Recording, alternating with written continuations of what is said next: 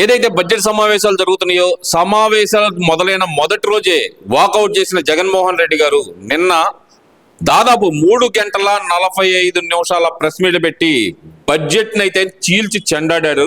ఇంత దరిద్రమైన బడ్జెట్ నా జీవితంలో చూడలేదంటూ ఆయన చేసిన వ్యాఖ్యలు ఎలా చూడాలంటారు? ఇదంతా 3 గంటల 45 నిమిషాల ప్రెస్ మీట్ని ఎలా చూడాలంటారు?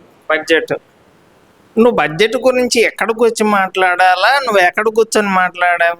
నాకు తెలిసి ఇప్పుడు ఎక్కడ బెంగళూరులో ఉన్నాడా, తాడేపల్లిలో ఉన్నాడా? నేను తాడేపల్లి ఆఫీస్ నుంచే ప్రెస్ మీట్ పెట్టింది. అసెంబ్లీకి వచ్చి నువ్వు బడ్జెట్ గురించి మాట్లాడాలి కానీ ఇంట్లో కూర్చొని ఇక నీకు ఎవరు ప్రశ్నించకుండా నీ ఇష్టం వచ్చినట్టు ఇక మైక్ నువ్వును ఆ మైక్ పెట్టుకుని మాట్లాడడం తప్పితే ఏమన్నా ఉందా? అన్నిటికీ బడ్జెట్ చాలా బాగుంది అని చెప్పి మాట్లాడుతుంటే ఇక నీకు తప్పితే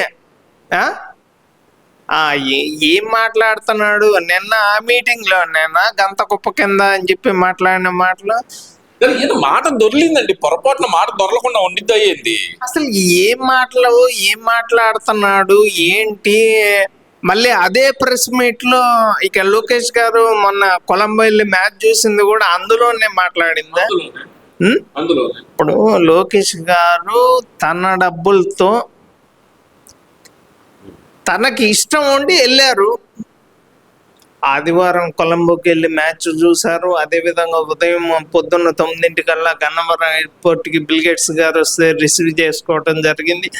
అదే రోజు సాయంత్రం మళ్ళీ ఢిల్లీ వెళ్ళటం కూడా జరిగింది. అది చెప్పారు, అరే ఇప్పుడు అల్లు అర్జున్ సినిమాలో లాగా ఈ కాళ్ళు నాది ఈ కాళ్ళు నాదే అన్నట్టు డబ్బులు నాయి, నాకు నచ్చింది నేను అక్కడికి వెళ్ళి చూసుకుంటాను. టీవీలో చూడమని చెప్పడానికి ఈయనెవరు అసలు? టీవీలో చూసాడంట లోకేష్ గారు. టీవీలో చూడటానికి ఏమైంది? నువ్వు చూడబట్టే కదా దరిద్రాలు. నా జీవితంలో 40 ఏళ్ళ క్రికెట్ జీవితంలో ఆస్ట్రేలియా లాంటి టీము అది ఓడిపోవటం ఏంది? జిమ్మామ్మే అసలు నెంబర్ 1 ప్లేస్లో ఉంటమిందిరా. వింతలన్నీ ఇప్పుడు జరుగుతున్నాయంటే నువ్వు క్రికెట్ మ్యాచ్ ఒక ఓవర్కి ఎన్ని బాళ్ళు వేస్తారో అది ఒక్కసారి మీరు నన్ను అడిగే బదులు ఆయన అడగండి. ఏమండి ఆ మాత్రం తెలియకుండానే సీఎం గా చేశారనుకోవాలంటారా జగన్మోహన్ రెడ్డి గారు? ఓవర్కి ఎన్ని బాల్స్ ఉంటాయో తెలియకుండానే సీఎం గా చేశారంట. చెప్పండి, ఆయన చెప్పండి. చేతిలో ఎడం చేతిలో కాక్ పెట్టుకొని కుడి చేతితో షటిల్ బ్యాట్ ఊపినట్టు కాదు. ఇవన్నీ మేము కల్లారా చూసాం. అన్నీ ఆయన ఎట్లా ఆడతాడో ఏం చేస్తాడో అన్నీ తెలుసు. బాబాయిని గొడ్డలతో చంపి అదే గొడ్డల్ని తీసుకెళ్లి బాబు గారి చేతిలో పెట్టింది అది కూడా తెలుసు మాకు. అది కానీ ఇవన్నీ కాదండి. ఇప్పుడు నేను టీవీలో చూశాను, లోకేష్ గారు టీవీలో చూడటానికి ఏమైంది అని అడుగుతున్నారు. ఆయన ప్రజల సొమ్ము దుర్వినియోగం చేస్తున్నాడు అని అడగటంలో తప్పే ఉందండి. ఒక ప్రధాన పార్టీ నేతగా అడగటంలో తప్పే ఉందంటారు. ఒకవేళ నువ్వు గనక కొలంబో వెళ్ళి మ్యాచ్ చూడాలనుకో, నువ్వంటే కోర్టులో పర్మిషన్ తీసుకోవాలి. లోకేష్ గారికి అట్లా కాదు కదా. మరి ఇది అన్యాయం అండి. కోర్టు పర్మిషన్ అంటూ మరి ఒక మాజీ ముఖ్యమంత్రిని కోర్టు పర్మిషన్ లేకుండా అతన్ని దేశం దాటమని చెప్పండి. ఆయన మీద ఉన్న కేసులు ఏంది? 1-2 చెప్పండి. ఎన్ని ఈడీ కేసులు, ఎన్ని సిబిఐ కేసులు, మళ్ళీ అధికారంలో ఉన్నప్పుడు చేసిన తప్పులకి ఎంతమంది లోపలికి వెళ్తున్నారు? రీసెంట్గా అనంతబాబు ఎమ్మెల్సీ అతని భార్య కూడా డ్రైవరు సుబ్రహ్మణ్యం ఆ కేసులో మెయిన్ ముద్దాయి అని చెప్పి డైరెక్ట్గా పోలీసులే చెప్పడం జరిగింది. ఇప్పటిదాకా జగన్ గారి వైఫ్ ఇద్దరే అనుకున్నా కానీ ఇప్పుడు ఎమ్మెల్సీ అనంతబాబు అతని భార్య మీద కూడా కేసు నమోదైన విషయం. ఇప్పటిదాకా ఆ దళిత డ్రైవర్ని చంపింది అనంతబాబు ఎమ్మెల్సీ అనుకున్నాం కానీ ఆ కేసులో మెయిన్ ముద్దాయి అతని వైఫ్ కూడా ఉన్నారు అని చెప్పి రీసెంట్ గా పోలీసులు చెప్పడం. ఇప్పుడు జరిగింది ఎప్పుడో జరిగిపోయింది, 2022లో జరిగిపోయింది. ఇప్పుడు జరుగుతున్నట్టు మీద ఏమైనా చర్యలు తీసుకుంటున్నాడా చంద్రబాబు నాయుడు గారు అని చెప్పి అడుగుతున్నాడు కదా. మరి మొన్న ఏదైతే మదనపల్లి బాల్య ఘటన కూడా అసలు చీల్చి చెండాడుతున్నాడు కదా రాష్ట్ర ముఖ్యమంత్రి గారిని. అది జరిగిన 24 గంటల లోపే ఇక వాడు బాబు గారు ఏం చేస్తారో అనుకొని వాడే రైట్గా చెరువులో దూకి చచ్చిపోవడం జరిగింది. వాడి శవాన్ని కూడా ఇంటికి తీసుకెళ్ళటానికి కూడా వాళ్ళ కుటుంబ సభ్యులు కూడా ఇష్టం లేకుండా ఉంది. అని వాళ్ళు డైరెక్ట్ చెప్పారు, ఆ శవం మాకు వద్దు అని చెప్పి డైరెక్ట్గా. సరే ఇవన్నీ కాదండి, అసలు నిన్న బడ్జెట్ మీద మూడు గంటల వాళ్ళు అధికారంలో ఉన్నప్పుడు 1-2 అత్యాచారాలు జరుగుతాయి, తల్లిదండ్రులు తప్పు వల్ల ఆడపిల్ల మీద అత్యాచారాలు జరుగుతాయని చెప్పి వాళ్ళ ఎమ్మెల్యేలు కానీ వాళ్ళ మంత్రులు కానీ మాట్లాడినప్పుడు మీలాంటి వాళ్ళు ఎక్కడ పోయారో మాకు అర్థం కావట్లేదు. ఇప్పుడు రోజా గారు ఏదో పొరపాటున అన్నారులేండి ఆ రోజు, దాంట్లో తప్పే ఉంది. హోంమంత్రి గారు ఆ రోజు ఉన్న తానేటి వనిత గారు ఏంటంటే కనుక ఏదో పొరపాటున నోరు జారుంటారులేండి, దానికి కూడా మీరు ఇంత రాద్ధాంతం చేయడం కరెక్ట్ అంటారా?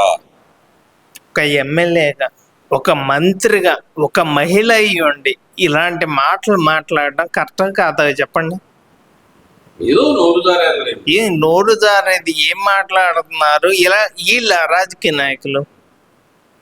వాళ్ళు అధికారంలో ఉన్నప్పుడు అసలు ఆడపిల్లలకు కూడా గంజాయి అలవాటు చేశారు. సరే ఇప్పుడు అవన్నీ కాదండి, ఈ వ్యవహారం కాదు. ఇప్పుడు రాష్ట్రంలో ప్రవేశపెట్టిన బడ్జెట్ గురించి 3 గంటల 45 నిమిషాల సేపు మాట్లాడాము. దానికి చంద్రబాబు నాయుడు గారు సమాధానం చెబుతారా, లేదంటే లోకేష్ గారు చెబుతారా, పయ్యవల కేశవ్ గారు సమాధానం చెబుతారా? ఎవరు సమాధానం చెబుతారు చెప్పండి? మేము ఉన్నప్పుడైతే కనుక అందరికి డబ్బులు పంచడానికి అక్కడ అకౌంట్లో చూపించాము, ఇప్పుడు ఆ డబ్బులు పంచడానికి లేకుండా చేశారు కదా, మరి ఏం చేద్దామంటారు? అధికారంలో ఉన్నప్పుడు బడ్జెట్ సరిగ్గా ఇచ్చి సచ్చి ఉన్నట్టయితే 151 సీట్లు 11 సీట్లు ఎందుకు అయ్యాయి? నీ బడ్జెట్లో బాగాలేకనే కదా కూటమికి 164 సీట్లు ఇచ్చింది. నువ్వు మాట్లాడాలి, సరే నువ్వు మాట్లాడావు, 3.5 గంటలు మాట్లాడావు, ఎదురు మాట్లాడడానికి నువ్వు అసలు అక్కడ టైం ఏం లేదు కదా, అసెంబ్లీకి ఏం కాదు కదా, 4 గోళ్ల మధ్య ఒక మైకు పెట్టుకొని ఇక నువ్వు మాట్లాడడం, ఎదురు ప్రశ్నలు వేసేవాడు ఎవరు లేరు కదా, నువ్వు ఏమన్నా మాట్లాడతావు, ఆత్మలతో మాట్లాడతావు, నువ్వు ఏదన్నా మాట్లాడతావు, నీకున్న టాలెంట్ ఎవరికి లేదు అని చెప్పి మేమైతే చెప్పగలం. సరే కానీ అసలు ముఖ్యంగా చూస్తే కనుక 18 రోజులు నన్ను అన్యాయంగా జైల్లో పెట్టారు, ప్రతి కుక్కకే ఒక రోజు వస్తుంది, రేపటికి ఈ కులం లేని అంబటి రాంబాబు అనే కుక్కకు కూడా ఒక కులం ఉంది గుర్తుపెట్టుకోండి అని అంటున్నారు కదా మరి అంబటి రాంబాబు గారు. కులాల మధ్య గొడవలు పెట్టడానికి తప్ప అతను చేసిన తప్పేందో, ఇంతకు ముందు పోలీసులతో అతని ప్రవర్తన ఎలాగుందో, సంక్రాంతికి గంగిరెద్దులాగా ఎగురుతాడు అన్న విషయం అందరూ తెలుసు, కానీ దాని వెనకాల ఉన్న లాటరీ టికెట్లు, నువ్వు ఎందుకురా గంగిరెద్దులాగా డ్యాన్సులు వేస్తుందా అంటే లాటరీ టికెట్లు కోట్లల్లో వచ్చింది కాబట్టి ఆ డ్యాన్సులు వేస్తున్నాడు. ఇప్పుడు ఇవన్నీ కాదండి, వాళ్ళు లాటరీ టికెట్లు పెట్టుకుంటారు, ఏం పెట్టుకుంటారు, తిడితే కేసు పెడతారా, తిడితే దాడులు చేస్తారా అని అడుగుతున్నాడు కదా మరి అంబటి రాంబాబు గారు. మరి అప్పుడు మీరెందుకు మంగళగిరి పార్టీ ఆఫీస్ మీద దాడి చేసింది? అది స్పర్ ఆఫ్ ది మూమెంట్, ఏదో అభిమానులు ఉన్నారు, బీపీలు వచ్చినాయి. మీ ఒక్కళ్ళకైనా బీపీలు వచ్చేది, టీడీపీ కార్యకర్తలకు కూడా బీపీలు వచ్చినాయి, అందుకే నీ ఇంటి మీద దాడి చేశారు. అందులో నీకు శాఖం విషయం ఏం చెప్పమంటావా? నీ కారు తగలబెట్టింది టీడీపీ కార్యకర్తలు కాదు, మీ వైసీపీకి చెందిన వాళ్ళే కారు తగలబెట్టారు. కావాలంటే ఆ వీడియోలు చూసుకో, నువ్వు ఎవరు తగలబెట్టారు ఏంటి అనేది అందరూ తెలిసిపోయింది. నువ్వు పోలీసుతో నువ్వు తప్పు చేసావు, అరే బయటకు వచ్చి ఏమన్నా మారావా అంటే పోలీసులతో దురుసు ప్రవర్తన. రాజమండ్రి నుంచి నువ్వు గుంటూరు దాకా, నాకు తెలిసి గుంటూరులో నిన్న మధ్యాహ్నం అసలు ఆ నేను ట్రాఫిక్ చూసినప్పుడు నేను అనుకోలేదు, కానీ 1-2 చోట్ల అంబటి రాంబాబు అనే మాట అయితే వినపడిన మాట, ఏంది ఇంత ట్రాఫిక్ ఆగింది ఏంటి అనేది నాకు అర్థం కాల. వాళ్ళు కావాలని చేశారు. ఏదన్నా కానీ మళ్ళీ దగ్గరికి లోపలికి వెళ్ళేది ఇంకా ఉన్నాయి, ఈ ఒకటి కాదు కదా, నీ మీద 42 కేసులు ఉన్నాయి. ఎందుకు తొందర ఎందుకు నాన్న? నువ్వు బయటకు వచ్చినా కూడా నీ నోట్ వాయిస్ ఎవరు అడిగారా నువ్వు బాత్రూంలో పడ్డావా లేదా అని చెప్పి ఇట్లా చేసి చూపించి బాత్రూంలో పడ్డాను, బాత్రూంలో 48 సంవత్సరాలు అండి, వయసు కన్నా గౌరవం ఉండండి, పడ్డాను అని చెప్పినప్పుడు జాలి చూపించాలి కదా మరి. అసలు ఎవరు అడిగారు ఇక్కడ పడ్డాను, ఇక్కడ దెబ్బ తగిలింది, పోలీసులు నన్ను కొట్టలేదు, పోలీసులు నన్ను పంగదాచారు, కాళ్ళు పంగదాచారు అని చెప్పటం దేనికి? ఆ బస్సులో ఉండి ఇట్టంటాం ఇవన్నీ దేనికి? ఇంకా తగ్గేదే లేదన్న పోలీసులు. కూడా అంటున్నాడు. ఒరే నువ్వే తగ్గేదే లేదంటే పోలీసులు ఎందుకు? వాళ్ళ చేతిలో అధికారం ఉంటుంది. వాళ్ళకి అధికార పార్టీతో సంబంధం లేదు కాండి. అధికార పార్టీ అంటే ఒక 5 ఏళ్ళు ఉంటుంది. ఈ పార్టీ ఉండొచ్చు, వేరే పార్టీ. పోలీసులు అట్లా కాదు కదా.